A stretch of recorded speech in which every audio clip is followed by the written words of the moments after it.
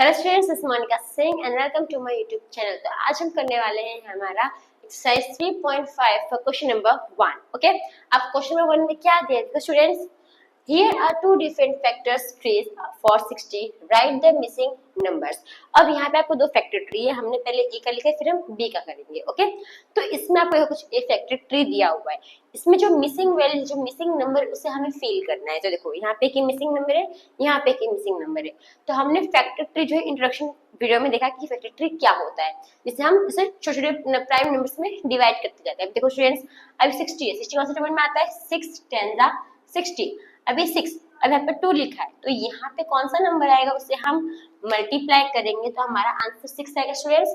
तो 2 के टेबल में 6 कितने से आता है? तो 2 3 से, यानी यहाँ पे नंबर क्या आएगा स्टूडेंट्स? हमारा 3 आएगा। ओके, फिर अब ये 10 हो गया, अभी 10। अब यहाँ पे क्या है? हमारा 5 है, तो यहाँ पे कौन सा नंबर होगा जिससे हम मल्टीप्लाई करेंगे तो हमारा 10 आएगा। अभी यहाँ पे 6 10 60 हुआ, तो यहाँ पे हम 5 को किससे मल्टीप्लाई करेंगे तो हमारा 10 आएगा स्टूडेंट्स। तो 5 के टेबल में 10 कितने से आता है? 2 सा, यानी कि यहाँ पे कितना आ जाएगा? हमारा आंसर 2 आ जाएगा। ओके, तो बस इतना ही करना था। होप स्टूडेंट्स ये समझ में आया। अब आते हैं इसके नेक्स्ट पार्ट यानी कि सम बी के ऊपर। तो स्टूडेंट्स हमारा नेक्स्ट सम है बी। अभी बी में कैसे करेंगे? तो देखो स्टूडेंट्स, अभी आपको यहाँ पे नंबर नहीं रहेगी, ये सब मिसिंग वैल्यू आपको फाइंड करनी है। ओके, तो हम नीचे स्टार्ट करते हैं। यहाँ पे पहला नंबर क्या है? 10 है। फिर आप कौन से दो नंबर को मल्टीप्लाई करोगे तो आपका आंसर 10 आएगा स्टूडेंट्स? प्राइम नंबर होना चाहिए। ओके स्टूडेंट्स, जब भी हम फैक्टर ट्री करते हैं तो हम हमेशा प्राइम फैक्टर में करते हैं। तो यहाँ पे कौन सा नंबर होगा? तो देखो, एक तो 10, 1 10 सा आता है और 2 5 सा भी आता है, तो हम 2 5 से ले सकते हैं। 1 10 सा में 1 क्या हो जाएगा? आपका प्राइम नहीं होगा, और 10 में प्राइम नहीं होगा, तो 2 5 क्या आपका प्राइम नंबर है, यानी कि हम यहाँ पे 2 5 लिख सकते हैं। यहाँ पे हम ले लेते हैं 2 5, 2 5 से कितना होगा?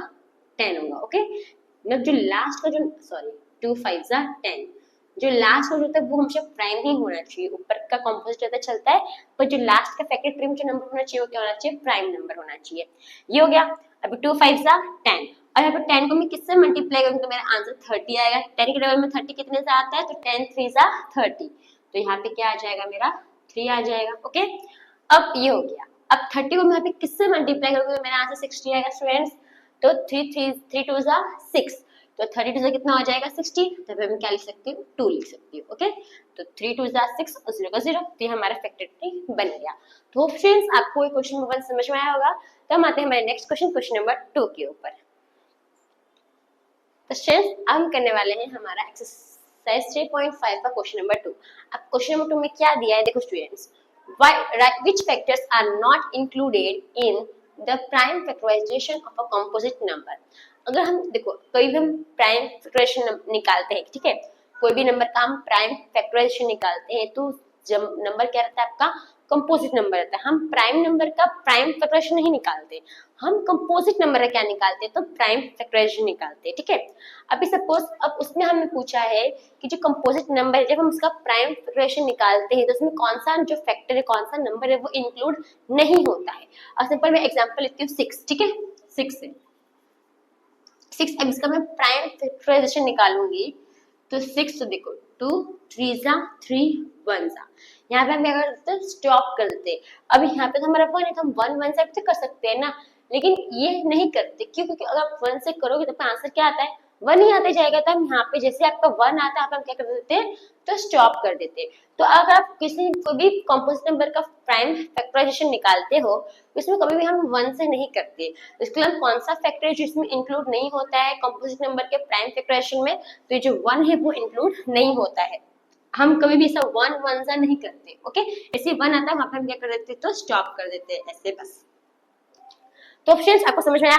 अगर सपोज में 8 का लू, अभी 8 का अगर हम प्राइम फैक्टराइजेशन निकालते तो 2 4 सा 2 2 सा 2 1 सा, वहां पे हम क्या हो गए? स्टॉप हो गए। तो यानी कि इसमें 1 का क्या 1 1 से 1 किया नहीं किया, यानी कि हम इसमें कौन सा फैक्टर नहीं लेते? तो 1 का फैक्टर हम नहीं लेते कंपोजिट नंबर के प्राइम फैक्टराइजेशन में। ओके, तो हम इसे लिखेंगे कैसे? तो देखो कैसे लिखोगे आंसर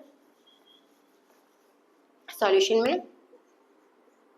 तो 1 is a factor which is not included, which is not included in the prime factorization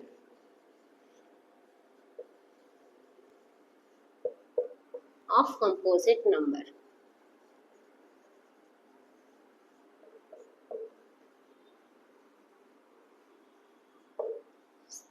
तो होप फ्रेंड्स आपको जो क्वेश्चन नंबर 2 समझ में आया होगा। तो हम आते हैं हमारे नेक्स्ट क्वेश्चन, क्वेश्चन नंबर 3 के ऊपर। तो स्टूडेंट्स हमारा नेक्स्ट क्वेश्चन है क्वेश्चन नंबर 3। अब क्वेश्चन नंबर 3 में क्या दिया है देखो students, right the greatest 4 digit number and express it in the terms of it prime number. यानी कि आपका जो 4 यानी 4 डिजिट का जो सबसे बड़ा नंबर है वो लेना है। तो 4 डिजिट में सबसे बड़ा नंबर क्या होता है स्टूडेंट्स, तो 9999 4 बार 9 होता है। तो कैसे लिखोगे सॉल्यूशन में, the greatest 4-digit number is 9999। Okay, ये हमने पहले लिखा। अब हमें क्या करना है, तो इसी नंबर का प्राइम फैक्टराइजेशन निकालना है। ओके, तो prime factorisation of prime factorization of 9999। Okay, अभी कैसे निकाल लेंगे स्टूडेंट्स, हम टेबल फॉर्म में इसको निकालते हैं। 900 मतलब 9999। अब इससे पहले कौन सा टेबल में स्टूडेंट्स, 2 के टेबल में आएगा नहीं, क्यों, क्योंकि लास्ट का डिजिट क्या है आपका ऑड नंबर है।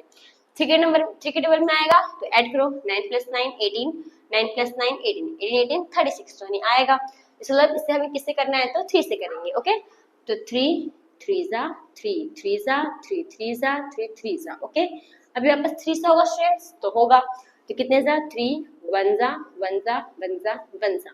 अब ये किससे होगा स्टूडेंट्स, 4 अभी 3 से होगा तो नहीं होगा। 1 + 1 2 + 1 3 + 1 4। अब हम किस पे जाएंगे, तो 4 पे जाएंगे। लास्ट का 2 डिजिट नंबर क्या है, 11 है। 11 आता है 4 के टेबल में, तो 4 से भी डिवाइड नहीं होगा। 5 में लास्ट में 05 है क्या, नहीं, तो 5 से भी डिविजिबल नहीं है। 6 से होगा तो खाली 3 से डिविजिबल हुआ है ना, 2 से हुआ है क्या, मतलब देखो ये नंबर जो है ना 2 से डिविजिबल हो रहा है ना, 3 से डिविजिबल हो रहा है, यानी कि 6 से भी डिविजिबल नहीं होगा। 7 से चेक कर लो, 7 से भी चेक कर लो, 1 1 1 7 1 7 माइनस कर दो 4 1 7 5 सा 35, कितना बचेगा स्टूडेंट्स 6 1 7 8 सा 56, तो ये तो बच जाएगा, यानी कि ये भी डिविजिबल नहीं होगा। अभी 8 में ना, तो आप 8 को 8 से भी चेक कर सकते हो। अभी 8 का ट्रिक क्या है, तो लास्ट का 3 नंबर को डिवाइड करना। अगर वो 8 के टेबल से डिविजिबल हो रहा है तो वो 8 से भी डिविजिबल, तो पूरा नंबर 8 से डिविजिबल होगा। तो 8 1 सा 8 माइनस कर दो, कितना बचेगा 3 1 नीचे, फिर 31 आता है कि 8 के टेबल में नहीं आता है, यानी कि ये भी डिविजिबल नहीं है। 9 से डिविजिबल है तो नहीं, प्लस किया तो क्या आया 4 आया, तो 4 आता है कि 9 के टेबल में नहीं आता, तो ये भी 9 से डिविजिबल नहीं है। 10 से डिविजिबल है क्या स्टूडेंट्स, तो नहीं है। 11 से तो हम चेक करते हैं 11 से, तो 1 1 1, तो 11 1 सा 11 माइनस 0। अभी 1 को नीचे ले, पर 1 क्या 11 से छोटा है, तो हम एक और नंबर हमें नीचे लेना पड़ेगा, तो इसको यहाँ पे क्या लिखना पड़ेगा 0, फिर 1 नीचे लेंगे, फिर 11 1 सा 11, तो हो गया डिविजिबल, यानी कितने जा होगा 11 1 0 1 जा होगा, तो 11 1 0 1। अब ये जो आपका 101 है, ये आपका प्राइम नंबर, तो ये 101 से ही होगा, तो 101 1 सा। ओके, तो हमारा ये आ गया। होप फ्रेंड्स आपको समझ में आया। तो हम कैसे लिखेंगे, इसका फैक्टर टर्म कैसे लिखेंगे, तो 9999 इक्वल्स टू, तो फैक्टर क्या है स्टूडेंट्स, तो 3 3 11 101। ओके, तो 3 × 3 × 11 × 101। तो होप स्टूडेंट्स आपको ये जो क्वेश्चन नंबर 3 समझ में आया होगा। तब आते हैं हमारे नेक्स्ट क्वेश्चन, क्वेश्चन नंबर 4 के ऊपर।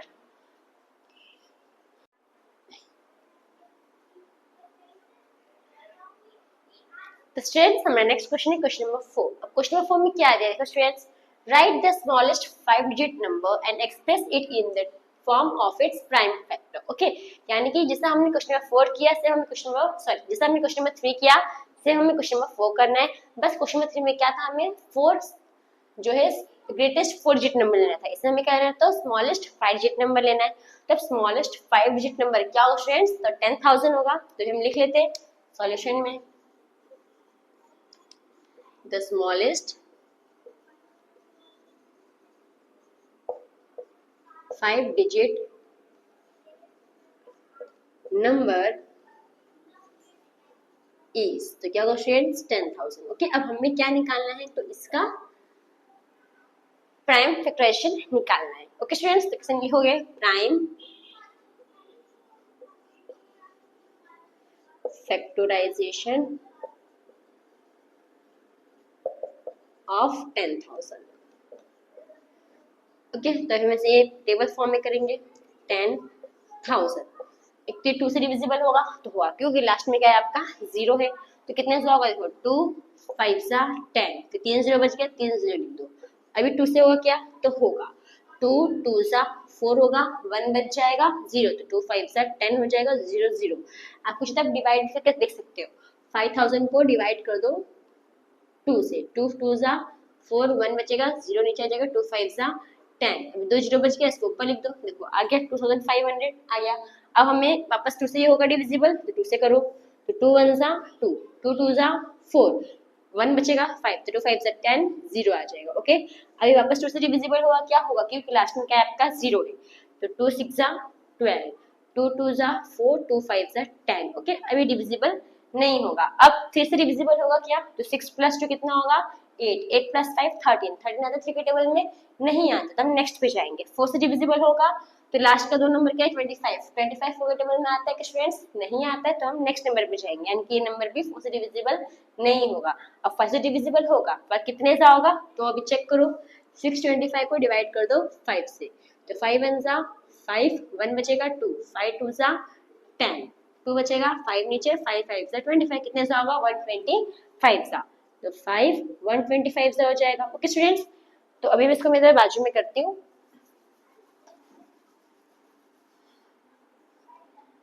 तो 125 है, अभी 5 के टेबल में आता है, कितने से आता है, तो 25 से, 5 25 सा, फिर 5 5 सा, 5 1 सा, 1 आ गया, क्या हो जाओगे स्टॉप हो जाओगे। अब ऐसा क्या लिखना है, तो प्राइम फैक्टर लिखना है। ओके, तो हम क्या लिखेंगे 10,000 इक्वल्स 2, तो क्या क्या है 2 कितनी बार है 1 2 3 4 बार है, और 5 कितनी बार, तो 1 2 3 4, 5 भी 4 बार है। ओके, तो 2 इंटू 2 इंटू 2 इंटू 2 इंटू फिर 5 इंटू 5 इंटू 5 इंटू 5। ओके, तो ये हमारा क्या आ गया 10,000 का प्राइम फैक्टर आ गया।